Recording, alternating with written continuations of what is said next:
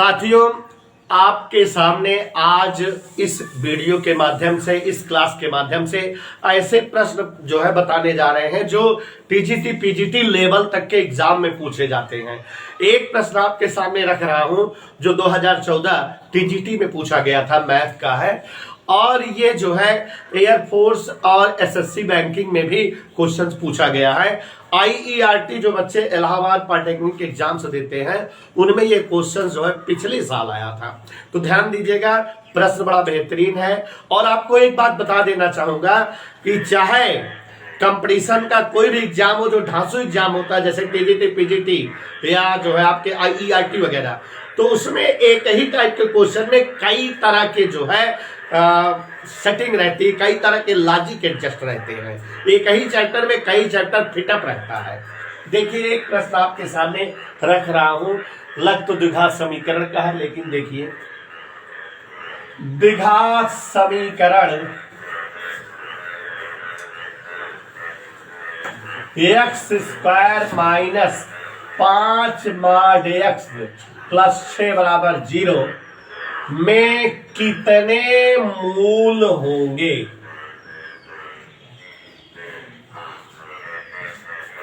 प्यारे बच्चों, ये इतना बेहतरीन प्रश्न है कि एक समीकरण आपके सामने लिखा हुआ है मैंने, x square minus 5 modulus x plus 6 बराबर 0 में कितने मूल होंगे। और बच्चों, इस क्वेश्चन को जब मैं सिखाऊंगा तो आप समझिएगा कि इस तरह के क्वेश्चन को बताते समय कुछ अगल बगल वाली चीज बताऊंगा जिससे कि इसी टाइप जैसे और भी क्वेश्चन आपको समझ में आ जाए और भी क्वेश्चन की लॉजिक समझ में आ जाए।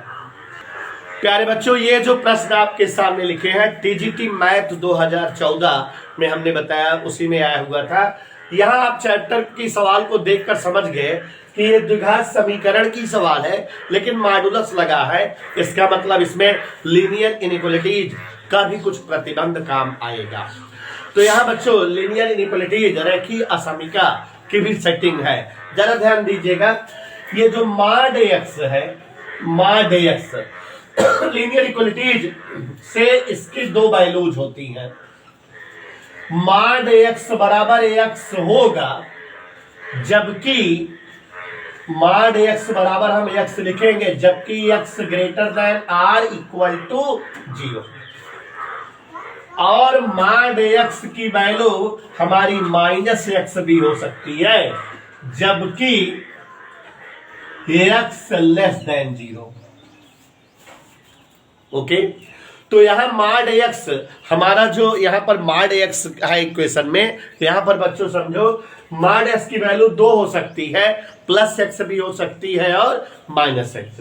मॉड एक्स प्लस एक्स तब होगा जबकि जो है एक्स पॉजिटिव इंटीजर तब होगा जबकि जो है एक्स इज ग्रेटर देन 0 और x is equal to 0, and mod x minus x तब होगा when x is less than 0। तो एक बार ये वैल्यू और ये वैल्यू, दोनों वैल्यू सेटअप करके हम द्विघात समीकरण को दो रूपों में कन्वर्ट कर लेंगे। या हमारा द्विघात समीकरण अब दो तरह से बन जाएगा। इसको हम लेके चलेंगे x square minus mod x, पहली कंडीशन लगाते हैं जबकि हमारा x is greater than or equal to 0 है। X is greater than or equal to 0 है, पहली कंडीशन लगाते हैं। तो यहां मॉड एक्स की जगह प्लस एक्स रहेगा, तो x square minus 5x plus 6 बराबर 0 बनेगा। यहां हम दूसरी कंडीशन अप्लाई करते हैं जबकि हमारा एक्स इज लेस देन 0 है, तो मॉड एक्स की वैल्यू हमारी तब जो है यूज होगी माइनस एक्स।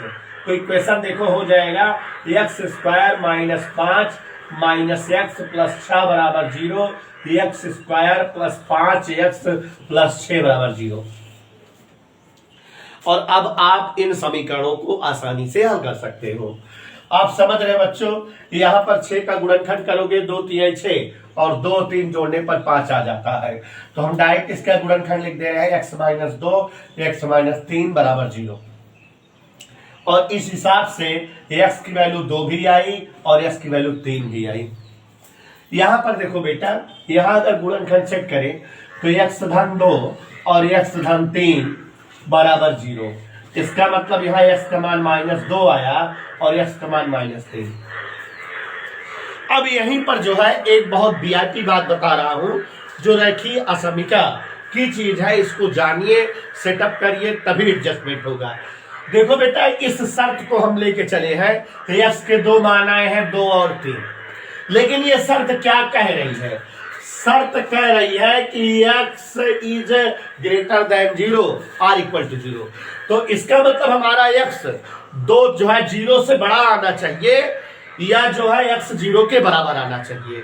तो यहां हमारी जो वैल्यूज है, अगर 0 से बड़ी रहे तब हम इनको मानेंगे, और 0 से बड़ी नहीं रहेगी तो इन्हें नहीं मानेंगे। मतलब यहां हमारे x के 2 मान इस केस में आए हैं, 2 आया है और 3 आया है, 2 की दोनों हमारी 0 से बड़ी हैं, तो ये दोनों को हम उत्तर मानेंगे। अगर मान लीजिए बाय द वे कोई एक मान इसमें माइनस में आया होता, जैसे यहां आ गया होता x बराबर 2 -3, तो हम इसको नहीं काउंट करते, हम केवल यही मान लेते इस शर्त के हिसाब किताब से, तो मूल की संख्या कम हो जाती। ये तो संयोग की बात है कि मैंने जो आपको सवाल दिया है इजी लेवल की दिया है, कि जिसमें x इज ग्रेटर देन 0, मतलब x जो है धनात्मक वास्तविक संख्याओं का समूह है, धन इंटीजर है, पूर्णांक है धन पूर्णांक, और ये दोनों के दोनों धन पूर्णांक है, इसलिए दोनों के दोनों x के मान माने जाएंगे, मान्य वैल्यू है। अगर इसमें कोई एक माइनस होता तो उसको हम नहीं काउंट करते, छोड़ देते, वो x का मूल नहीं माना जाता, भले वो हल करने पर आया है। ऐसे ही सिमिलर वे में यहां भी लगाएंगे बेटा। यहां हमारी शर्त है x इज लेस देन 0, तो x के केवल वही मान काउंट करेंगे जो कि जो है 0 से छोटे हों। तो यहां संयोग की बात है कि ये 2 के दोनों मान 0 से छोटे हैं, ऋण 2 भी छोटा है, ऋण 3 भी छोटा है। ऐसी सवाल हो सकती है, मोस्टली ऐसी सवाल आती है। 2014 में अगर इस तरह सवाल है तो 2019, 20, 21 में ऐसे पूछ सकता है कि यहाँ कोई एक आध अंक ऐसा कर देता कि जैसे सपोज करो यहाँ +3 होता, तो हम इसको नहीं गिनते। क्यों? क्योंकि हम केवल वही गिनती गिनेंगे which are less than 0, means which are negative integers. तो यहाँ बेटा 2 मूल हमारा यहाँ आया, 2 मूल यहाँ आया, और कुल समीकरण के कितने मूल हो गए? 4 मूल। समीकरण के 4 मूल हुए, और वो हुए, एक आया 2,3, एक आया -2 और -3। तो इस तरह के कोई भी क्वेश्चन जो लॉजिकल है, टेक्निकल है, आप सभी को आ जाना चाहिए। आप सभी जो है इस तरह के क्वेश्चंस लगाइए, कंफर्म में लगाइए कि आपको आता रहे, टेक्निकल है।